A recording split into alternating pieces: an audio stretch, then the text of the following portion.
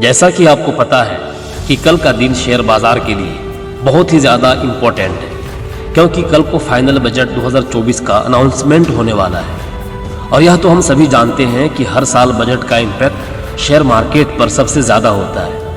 होता कुछ ऐसा है कि जिन सेक्टर को ज़्यादा बजट एलोकेट किया जाता है, मतलब खर्च करने के लिए सरकार की ओर से ज़्यादा पैसा दिया जाता है, उन सेक्टर्स में तेज़ी देखने को मिलती है। और ठीक इसका उल्टा जिन सेक्टर को कम बजट मिलता है, उनमें हमें गिरावट देखने को मिलती है। मान लीजिए अगर कल डिफेंस सेक्टर को पिछली बार की अपेक्षा काफ़ी ज़्यादा बजट मिलता है, मतलब पैसा खर्च करने के लिए मिलता है, तो डिफेंस सेक्टर के जितने भी बड़े बड़े कंपनी हैं उनमें हमें तेज़ी देखने को मिलेगी। लेकिन वहीं दूसरी ओर अगर डिफेंस सेक्टर को लोगों की एक्सपेक्टेशन से कम बजट मिलता है, तो फिर डिफेंस सेक्टर की कंपनी में हमें गिरावट देखने को मिलेगी। अगर आप शेयर बाजार में नए हैं तो एक बात समझ लीजिए कि अगर किसी सेक्टर का कोई स्टॉक हाई वैल्यूएशन पर ट्रेड कर रहा है, मतलब महंगा मिल रहा है, और अगर उस सेक्टर से रिलेटेड कोई नेगेटिव न्यूज़ आती है या फिर उस सेक्टर को कम बजट मिलता है, तो महंगा स्टॉक सबसे ज़्यादा गिरेगा और इस सेक्टर का सस्ता स्टॉक सबसे कम गिरेगा। तो आज हम ऐसे 5 पॉइंट के बारे में बात करेंगे जो यह डिसाइड करेंगे कि कल का दिन आने वाला बजट 2024 शेयर बाजार पर पॉजिटिव असर डालेगा या नेगेटिव। कैसा रहेगा कल का बजट? तो आइए जानते हैं कल के दिन बजट में वित्त मंत्री निर्मला सीतारमण जी का जिन पॉइंट पर सबसे ज़्यादा फोकस रहेगा और जो पॉइंट बाजार को सबसे ज़्यादा तेज़ी या मंडी ला सकते हैं, उनके बारे में चर्चा कर लेते हैं। पहला है LTCG यानी long term capital gain tax.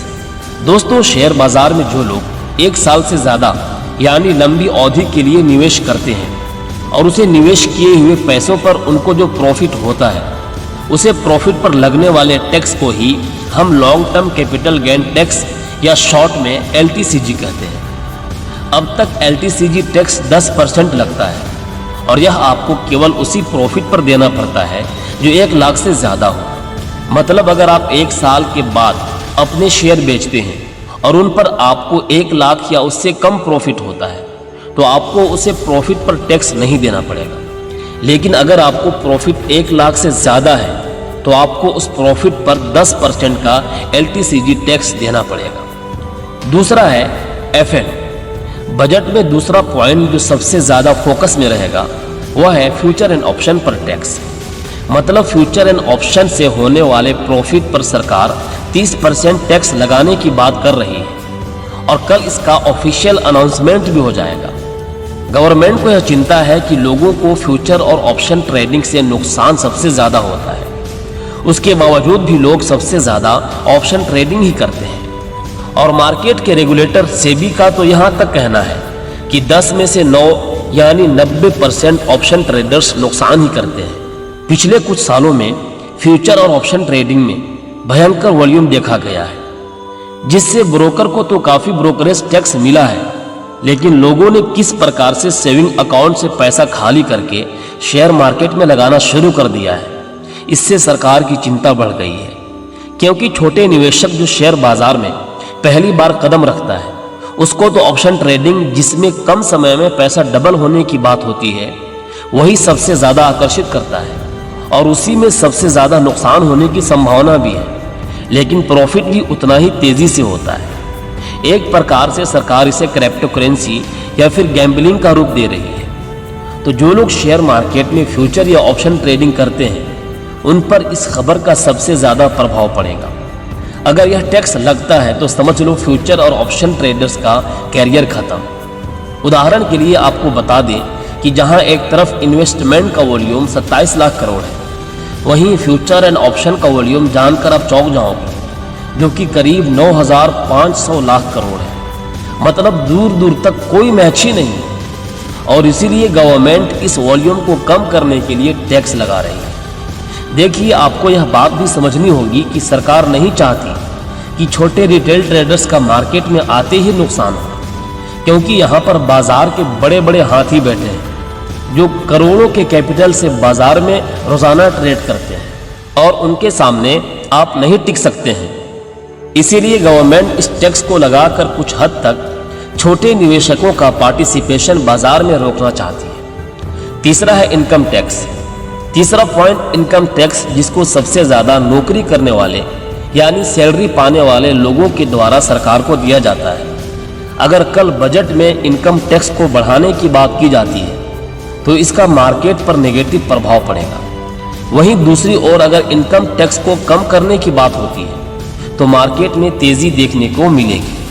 चौथा है कैपेक्स। चौथा पॉइंट है कैपेक्स यानी कैपिटल एक्सपेंडिचर। इसमें सरकार कल के दिन अलग अलग सेक्टर में कितना कैपिटल एक्सपेंडिचर यानी खर्च करना है उसके बारे में बात करेंगे। मान लीजिए इंफ्रास्ट्रक्चर डेवलपमेंट के लिए सरकार अगर अधिक बजट अनाउंस करती है तो बिल्डिंग, रियल एस्टेट और इंफ्रास्ट्रक्चर बनाने वाली कंपनियों में तेजी देखने को मिलेगी। इसी प्रकार अलग अलग सेक्टर जैसे रेलवे, पावर, डिफेंस, एनर्जी आदि वगैरह पर सरकार का सबसे ज्यादा फोकस रहता है और इनमें कैपेक्स बढ़ने की उम्मीद सबसे ज्यादा है। कहने का मतलब यह है कि जिन सेक्टर को ज्यादा कैपेक्स मिलेगा उनमें हमें तेजी देखने को मिलेगी और जिनमें कैपेक्स कम मिलेगा थोड़ी बहुत गिरावट देखने को मिलेगी। पांचवा और आखिरी पॉइंट है फिस्कल डेफिसिट। फिस्कल डेफिसिट को सरकार कितना कम या ज्यादा करती है यह कल के दिन देखने वाली बात होगी। पिछली बार हमने देखा था कि सरकार ने इसका टारगेट 5.1 तक कर दिया था। आप सिर्फ इतना समझ लीजिए कि कितना कम फिस्कल डेफिसिट होगा उतना ही ज्यादा विदेशी निवेशक हमारे शेयर मार्केट में इन्वेस्ट करेंगे।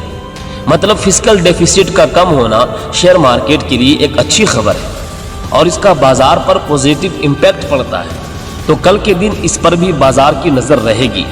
अब देखने वाली बात यह है कि क्या कल के दिन इसे सरकार 5.1 से कम करती है। अगर हाँ तो बाजार में इसका पॉजिटिव असर पड़ेगा, लेकिन अगर इसको बढ़ाती है तो इसका नेगेटिव इम्पैक्ट पड़ना लाजमी है। तो दोस्तों, ये थे 5 ऐसे पॉइंट्स जो कल के दिन आने वाले बजट 2024 में सबसे ज्यादा फोकस में रहेंगे और शेयर मार्केट में इन्वेस्ट करने वाले हर एक व्यक्ति के लिए उनके बारे में जानना बहुत ही ज्यादा जरूरी है। क्योंकि जब तक आप शेयर मार्केट की बेसिक चीजों को नहीं समझेंगे, जैसे कि शेयर मार्केट कब और किस प्रकार बढ़ता है गिरता है, तो आप गलत समय पर मार्केट में पैसा लगाएंगे और इससे शॉर्ट टर्म में तो आप पैसा कमा सकते हैं, लेकिन लॉन्ग टर्म में आपका नुकसान ही होगा। तो मेरे दोस्तों, ये वीडियो कैसी लगी है कमेंट करके जरूर बताइएगा।